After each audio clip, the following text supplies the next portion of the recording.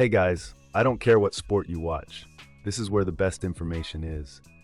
Today we are analyzing the roster implications of the extensive suspensions handed down to the Detroit Pistons following their altercation with the Charlotte Hornets, specifically focusing on the tactical void left by Isaiah Stewart. Furthermore, we will break down the efficiency metrics of Victor Wembanyama, whose per-minute production is challenging historical precedents for front-court usage. This is a tweet from Shannon. The headline here is Isaiah Stewart. You see it there. He has a 7-game suspension. Miles Bridges with 4 games. Diabate 4 games. Jalen Duren 2 games. So that is the breakdown now of the suspensions. And Isaiah Stewart there, speaking of the Pistons at the top, with 7 games. You'd have to assume because he's a multi-time offender here in terms of a fight and being ejected. But let's react to this now that the suspensions are officially in for that fight that we saw break out on Monday night in this game. Go ahead, Stephen A. I completely agree with this. No doubt about it. Miles Bridges, threw a couple of punches, got to get the 4 games. Diabate, he was out of control, had to be restrained, imitating Isaiah Stewart from back in the day when he was chasing after LeBron James. Okay, so you had to give him his 4 games. All right, Durham instigated it, mushed him in the face. You got to give him the 2 games. What I'm most pleased about is Isaiah Stewart and that suspension. And here's the problem. Here's the issue. I actually like the brother. He's a rough rider. He's a physical dude. I respect the hell out of him. I think that if he could keep his temper under control and channel it to keeping him on the basketball court, I think he will be a pivotal piece for the Detroit Pistons. But every time there's the slightest scuffle, is this brother ready to swing on people? Is this brother he came off the bench. He was not in the game. And it's like, you're looking at it, you have teammates. It's 7 or 8 dudes. Nobody gets off the bench but him. Nobody. He's always ready to fight. And it's like, yo, bro, do you want to be a UFC fighter? Do you want to be a boxer? Or do you want to be a basketball player? Because every time you turn around, that brother is in the picture looking like he's ready to swing on people.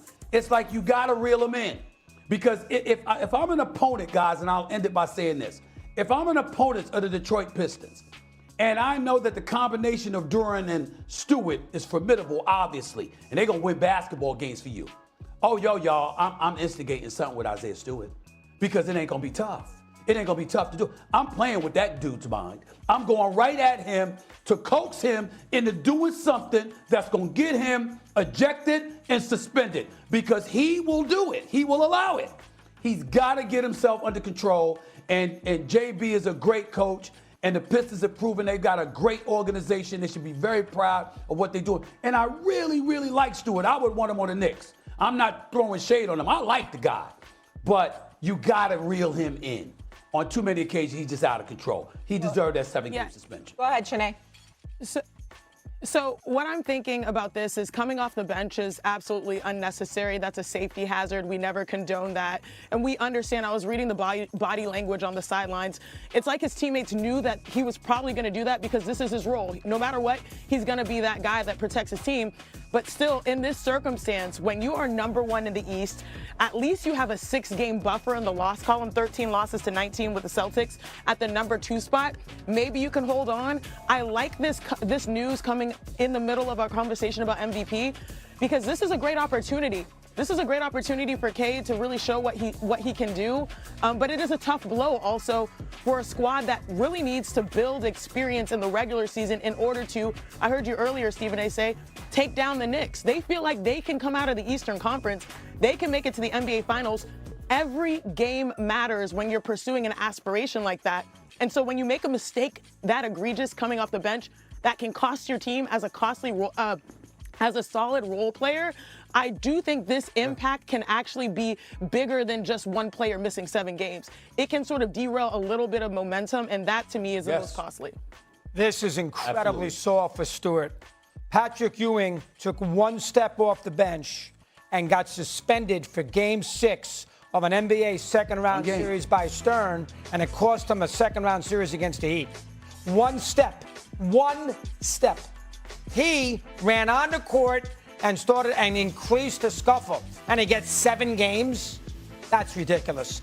Dave Stern somewhere is saying, Adam, show some. This is absurd. You can't. You got to. He's got to get 7 games is nothing in the NBA regular season. Ewing cost his team a playoff series, and he got a game, and it killed him.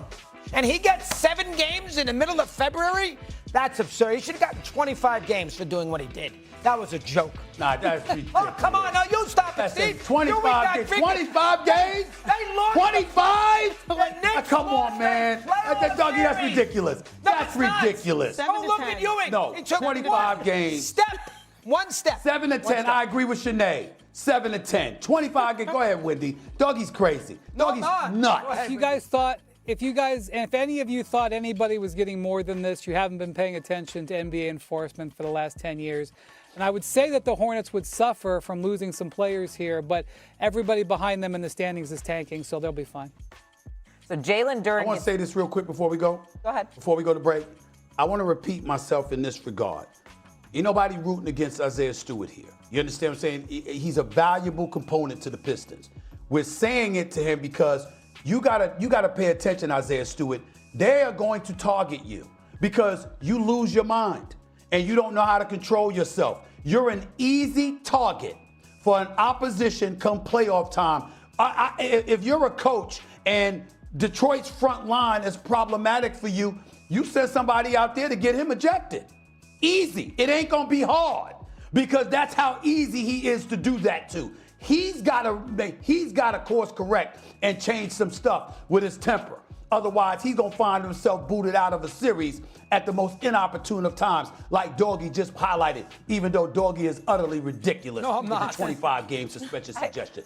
Utterly ridiculous. NBA All-Star Weekend is this weekend. Jalen Duren is an All-Star. He's suspended 2 games, as we just saw from Shams Charania. There's no news yet on how this will impact his All-Star status. We will assume he's eligible. Don't worry about it. Yeah, he'll play. He's eligible. It's not even that big of a deal. They don't even care. Okay, and they'll serve a suspension after the All-Star game. Okay, here's our ESPN NBA Wednesday doubleheader loaded with star power. Jalen Brunson and the Knicks. Years. Remember, he's only in his 3rd season. And Wendy, what did you remind us of, Brian Windhorst and Monica McNutt? What did you remind us of Wembanyama again in his 3rd season, following in the footsteps of some of the great big men in the history of the sport in San Antonio?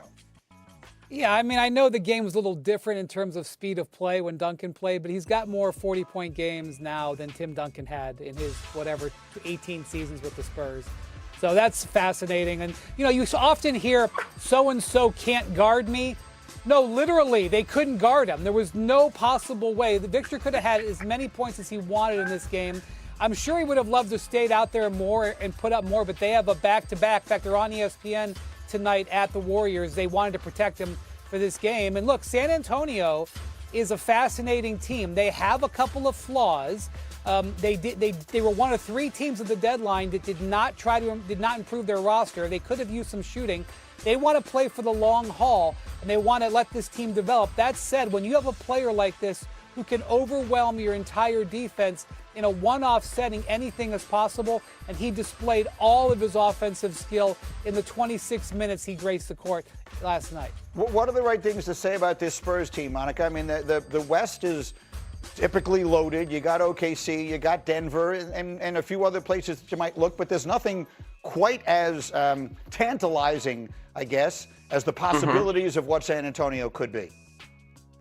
But here's, to me, Greeny, Wemby is the centerpiece, and it is fascinating. The things that he can do, we have not seen anyone of his size be able to do effectively, but around him, there's also quality guard play. There's Keldon Johnson, Stephon Castle, we could go down the list, De'Aaron Fox, and they have, when they're playing their best basketball, we've all been fascinated with the matchup with the Thunder in particular this season, but they have the ability to make you feel them on both sides of the basketball. And so, yes, Wemby is the centerpiece, and he immediately raises the ceiling for this Spurs squad, but I also really like the way that they are developing, to Wendy's point that they didn't make a big move at the deadline.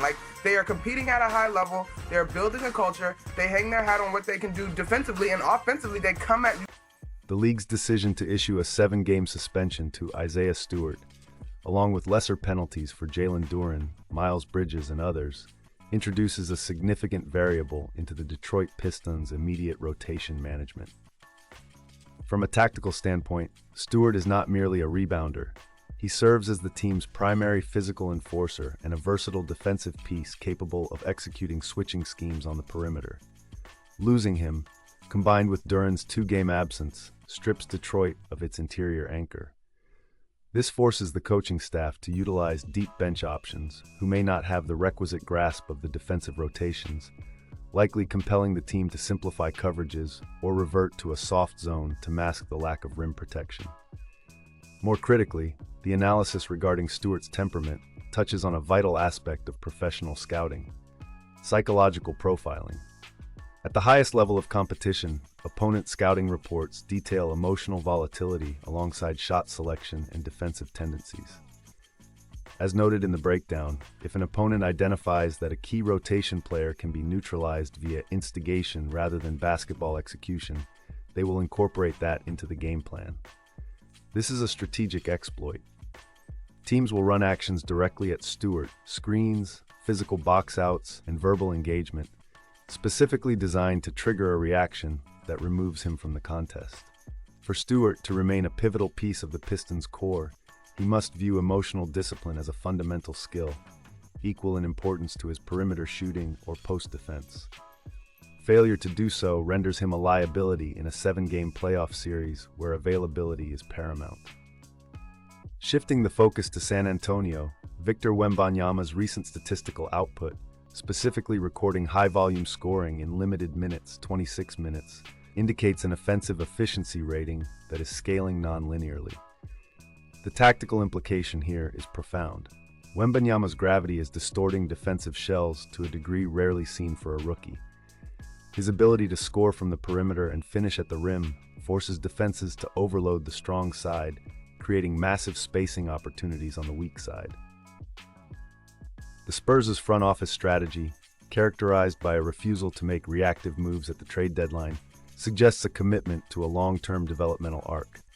They are effectively using the regular season as a controlled environment to determine which ancillary pieces can function within the spacing orbit Wembanyama creates. Comparing his trajectory to Tim Duncan's requires pace-adjusted analysis, but the functional impact is similar: a singular force that dictates the geometry of the court. The decision to manage his minutes despite his high production is a physiological strategy aimed at long-term durability. By not accelerating the timeline with veteran acquisitions, San Antonio is prioritizing the organic development of a defensive culture and offensive hierarchy centered entirely on Wembanyama's unique skill set. The data collected now regarding lineup combinations is more valuable to their long-term strategy than marginal improvements in the win column for the current season.